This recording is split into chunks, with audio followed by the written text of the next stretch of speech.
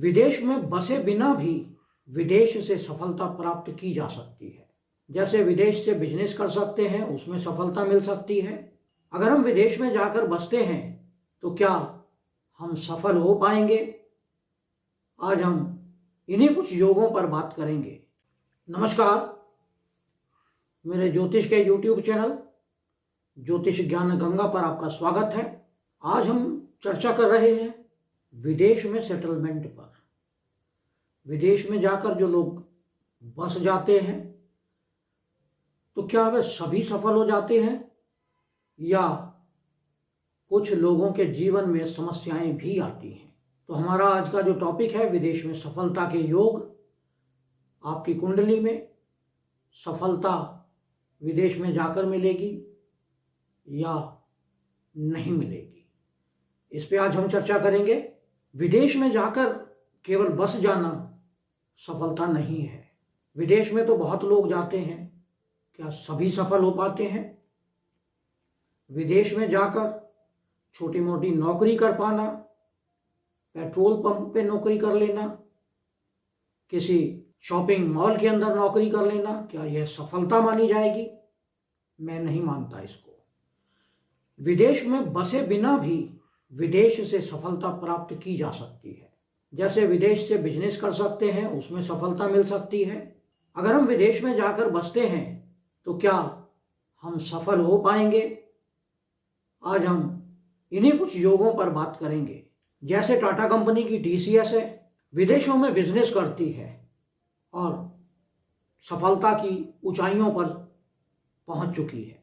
तो विदेश में जाकर कुछ लोग सेटल हो जाते हैं और कुछ विदेशी कनेक्शन के कारण सफलता प्राप्त करते हैं। इसके लिए कौन कौन से योग हमारी कुंडली में होने चाहिए, आज हम इस पे बात करते हैं। कुंडली में बलवान धन योग और बलवान राजयोग, इन दोनों का संबंध आपकी कुंडली के 12वें घर से होना चाहिए। 12वां घर विदेश यात्रा है, विदेश की भूमि है। तो अगर हमारी कुंडली का धन योग विदेश में चला जाता है या हमारा राजयोग विदेश में जाकर बनता है तो हम सफलता प्राप्त करते हैं। विदेश जाने के लिए लग्न और लग्नेश का 7वें घर में, 8वें घर में या 12वें घर में होना या उनके स्वामियों के साथ संबंध होना दिखाता है कि आप विदेश जाएंगे। 9वां और 12वां घर सबसे बलवान इंडिकेटर है फॉरेन में सेटलमेंट का, क्योंकि 12वां घर विदेश यात्रा है, विदेश में जाकर सेटलमेंट होना है।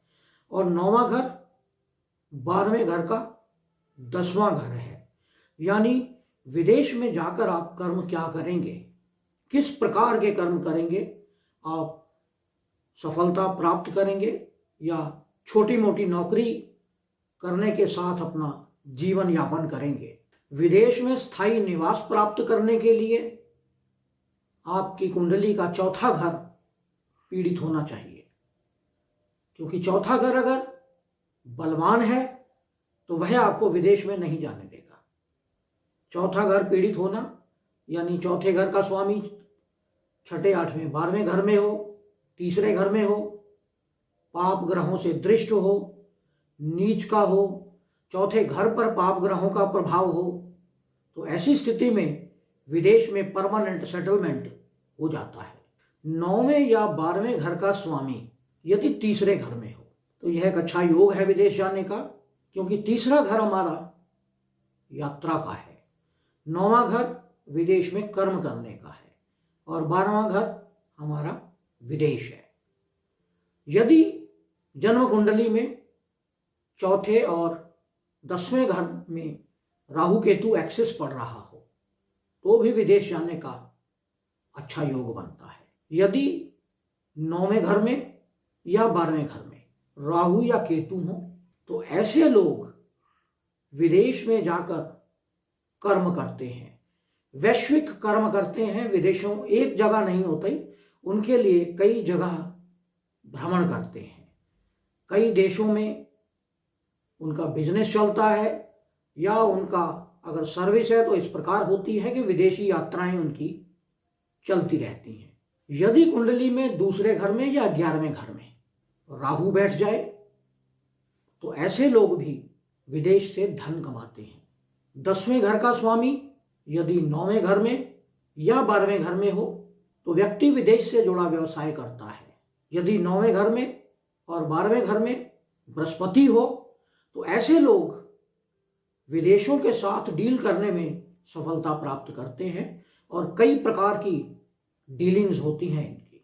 दूसरे घर का स्वामी या 11वें घर का स्वामी आपके 9वें घर में या 12वें घर में हो, या 9वें घर का और 12वें घर का स्वामी आपके दूसरे या 11वें घर में हो, तो ऐसे में लोग विदेशों से लाभ कमाते हैं।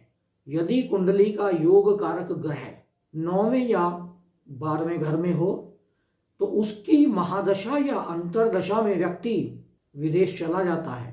और साथ में यदि 12वें घर में ग्रह जो भी बैठा हो उसकी महादशा या अंतरदशा में विदेश जाता है व्यक्ति, और वह 12वें घर में बैठा जो ग्रह है उसका संबंध केंद्र या त्रिकोण से बन जाए तो यह स्थिति निश्चित हो जाती है। तो यह था विश्लेषण, विदेश में जाकर सफलता कैसे प्राप्त की जा सकती है।